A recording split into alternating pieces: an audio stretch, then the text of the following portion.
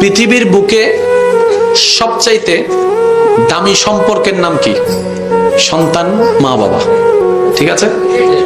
আর সবচাইতে মায়া ভালোবাসার সম্পর্ক যদি ধরতে হয়, সবচাইতে দামি সম্পর্ক যদি ধরতে হয়, সেটা হচ্ছে স্বামী স্ত্রী।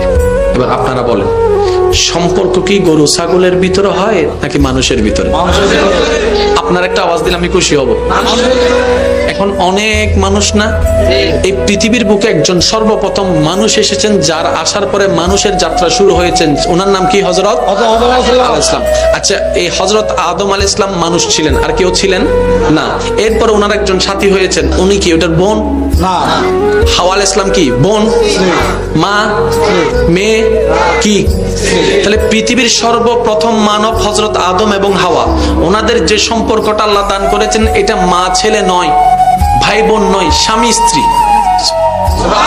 তার মানে পৃথিবীর বুকে আল্লাহ তাআলা সম্পর্কের সূচনা করেছেন স্বামী স্ত্রী দিয়ে।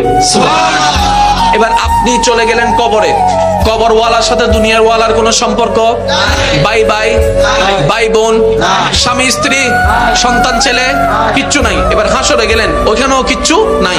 এবার যখন আপনি জান্নাতে যাবেন, সেখানে আপনি স্বামী থাকবেন, আপনার স্ত্রী থাকবে, যদি আল্লাহ দয়া করে। ওখানে ভাই ভাই, ভাই বোন, মা ছেলে। তাহলে যে সম্পর্কটা জান্নাত থেকে শুরু হয়েছে, ওই সম্পর্কের নাম স্বামী স্ত্রী।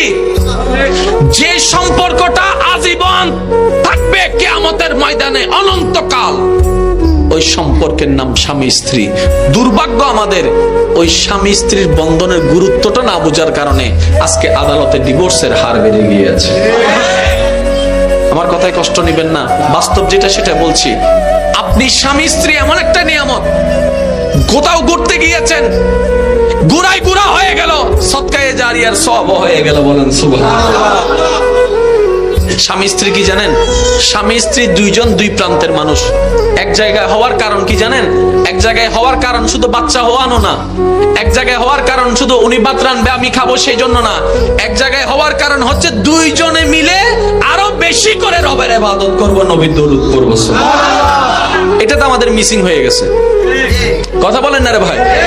আচ্ছা, কখনো কি হয়েছে স্বামী স্ত্রী একসাথে তাহাজ্জুদ পড়া? হায় হায় হায় হায় হায় হায় হায়। একটা দিন, আমার কথাটা রাখেন, একটা দিন করেন।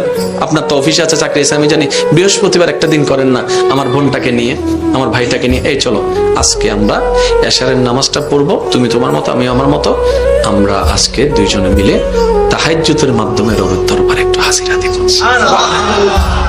দুইজন দাঁড়ান, আর দাঁড়াইতে একবার দেখেন, যত ক্ষোভ রাগ ভুল বুঝাবুঝি আছে, দুইজনে মিলে রবের দরবারে সিজদায় পড়ে বলেন, মাওলা, সংসার কারে বলে জানি না, জীবন কারে বলে বুঝি না, সংসার কিভাবে করতে হয় জানি না, কিন্তু এতটুকু বুঝি, আমরা দুইজনে জামিলা হলে আমাদের ভবিষ্যৎ ছেলে মেয়ে যারা আছে তাদের জীবন নষ্ট হয়ে যাবে।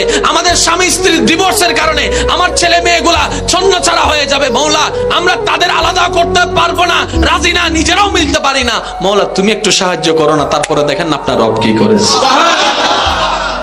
আচ্ছা, সত্যি করে একটা কথা বলেন, আপনি সারা পৃথিবী ঘুরে যে শান্তিটা পেলেন, ঘরে এসে যদি শান্তি না পান, ভালো লাগবে না? কিছু ভালো লাগবে? আপনি 1 কোটি টাকা কামাই খুশি হয়েছেন, ঘরে এসে কোনো শান্তি নেই। প্রত্যেক দিন রাত্রে রব